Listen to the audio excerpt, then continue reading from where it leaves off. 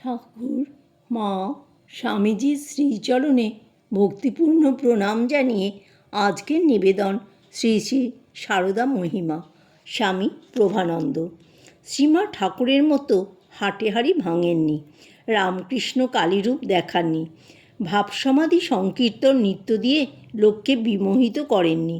কিন্তু শ্রী সারদা মায়ের জীবনীর নিবিষ্ট পাঠক দেখতে পান যে তিনি তার ঐশ্বর্য অনেক ব্যক্তির নিকট প্রকাশ করেছিলেন, তার ঐশী শক্তির প্রয়োগ করেছিলেন নানান সময়ে, কিন্তু এই সকলেই তিনি করেছিলেন অপরের অগোচরে এবং নিজস্ব অননুকরণীয় ভঙ্গিমাতে। জনসাধারণের সম্মুখে ঐশ্বর্যের প্রচুর বিচ্ছরণ তার মধ্যে না দেখে অধিকাংশ ব্যক্তি তাকে মনে করেছে একজন প্রাকৃত মানবী মাত্র। অবগুণ্ঠন দিয়ে তিনি যেমন তার মুখপদ্মখানি আবরিত রাখতেন, তেমনি মাইক শক্তির আব্রু দিয়ে তার দৈবশক্তি তথা ঐশ্বর্যের প্রকাশকে কারুর কাছে দুর্বোধ্য, কারুর কাছে রহস্যঘন করে রেখেছিলেন। ঈশ্বর অবতার শ্রী রামকৃষ্ণের অভিন্ন সত্তা শ্রী সারদা দেবীর জীবনধারায় এটা একটা বৈশিষ্ট্য। কারো কারো মতে মহাদেবী শ্রী সারদারূপিণী এই কৌশল আশ্রয় করেই মাতৃভাব পূর্ণভাবে বিকশিত এবং ব্যাপকভাবে সম্প্রসারিত করতে পেরেছিলেন। বহুজনের হিত, বহুজনের সুখ সাধনের জন্য বহু সংখ্যক ব্যক্তির নাগালের মধ্যে পৌঁছাতে পেরেছিলেন। শেষ পর্যন্ত আমাদের মেনে নিতে হয় শ্রীমায়ের দীর্ঘদিনের সেবক স্বামী শারদানন্দের উপপত্তি।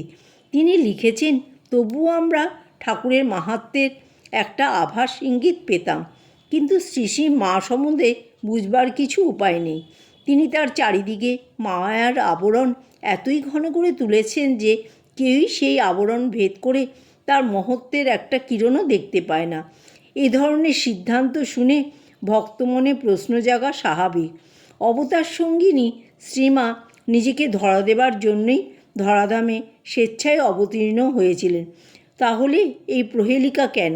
এর উত্তরে বলতে হয়, ঈশ্বর বা ঈশ্বরী মর্তলোকে মানুষের মধ্যে আবির্ভূত হয়ে সেসব লীলাবিলাস করেন যা দেখে শুনে মানুষ তাকে আপনার জন বলে গ্রহণ করতে শেখে। এর সমর্থনে আমরা উদ্ধৃতি করতে পারি শ্রীমায়ের দুটি বাণী। শ্রীমা বলতেন, শক্তির প্রকাশ দেখলে মনে ভয় আসে, আপন ভাব থাকে না। শ্রীমা একদিন রাসবিহারী মহারাজকে বলেছিলেন যে ভগবানকে কেউ যদি সত্য সত্যই আপনার জন বলে বুঝতে পারে, তাহলে তার কৃপাতে তার ভগবান দর্শন বা জ্ঞান চৈতন্য লাভ হতে পারে। অবশ্য শ্রীমা এই কথাও বলেছিলেন যে ঈশ্বরের কৃপাতে বিচার আছে, অর্থাৎ কৃপা শর্ত সাপেক্ষ। আমাদের মনে হয় শ্রীমায়ের এ ধরনের আচরণের পিছনে ছিল একটা সুনির্দিষ্ট উদ্দেশ্য। এর দ্বারা তার প্রতি সন্তানের কৌতূহল, আকর্ষণ, শ্রদ্ধা, বিশ্বাস, অনুরাগ ইত্যাদির উন্মেষ হতো। সন্তানের উৎসাহ উদ্যম মাতৃ অভিমুখীন করতে প্রেরণা যোগাত এবং ক্রমে তার চেতনায় স্ফুরিত হতো, নাথ তুমি সর্বস্ব আমার, প্রাণাধার, সারাবৎসার। তার আকাঙ্ক্ষা চরিতার্থ হতো। শ্রীমায়ের জীবনের চলার পথে দিব্যভাব মণ্ডিত প্রস্ফুটিত কুসুমগুলি সংখ্যায় নগণ্য নয়।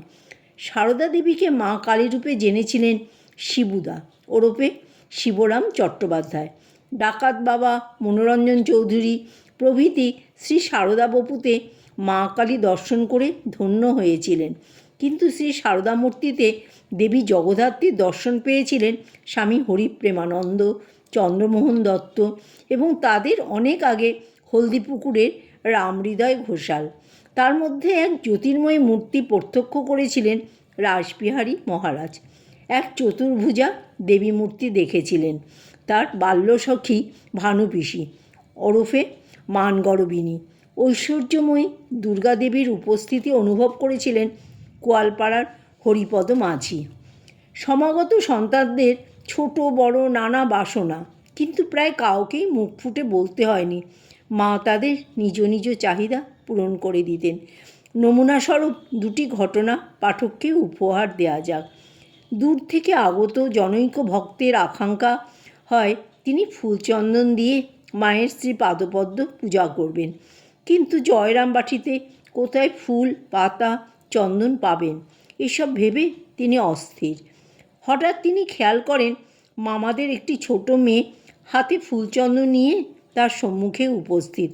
তাকে দিয়ে মা বলে পাঠিয়েছেন ছেলে যদি অঞ্জলি দিতে চায় তাহলে এখন এসে দিয়ে যেতে পারে রে। মায়ের কৃপা দেখে সন্তান অভিভূত। জয় মা শারদা।